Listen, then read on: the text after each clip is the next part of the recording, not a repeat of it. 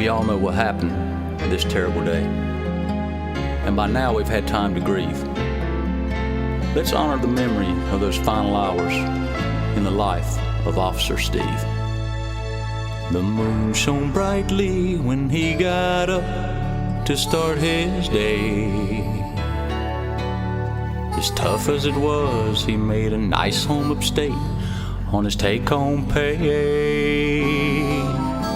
All showered and shaved, he gently leaned down, kissed his sleeping wife.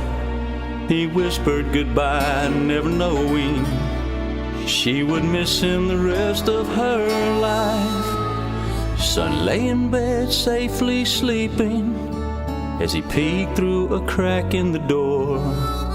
It's September Tuesday, young schoolboy will never see Dad anymore. His early commute lasted more than an hour, quiet time he so enjoyed.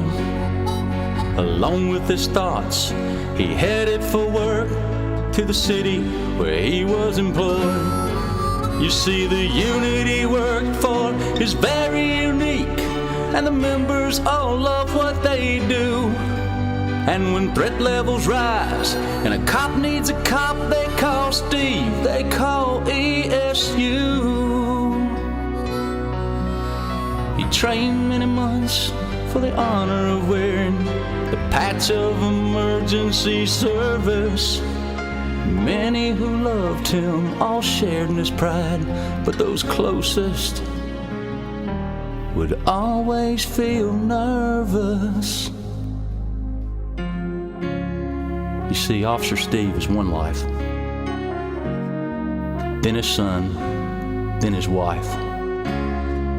Like a stone thrown in a pond, the effects just ripple on. Human lives by the planeful. The loss is just so painful. And the towers once standing, they're gone. But the hero spirit, it lives on. The sun met the sky on this beautiful day of September 2001. Steve arrived on the scene and ran into a tower soon after his tour had begun. Innocent lives were his only thought as he ran into skyscrapers burning. His heart moved him forward, protected by faith and armed with his training and learning. The end's no surprise, the horrors endure when we think of September 11. And so many heroes like Steve gave their lives, we'll give thanks when we see them in heaven. When we see them in heaven.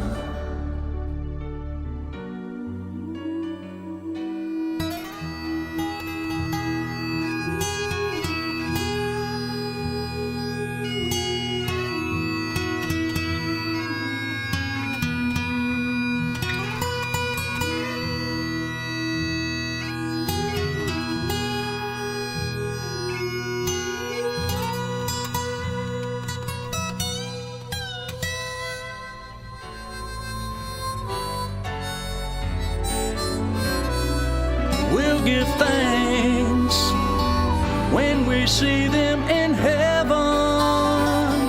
When we see them in heaven.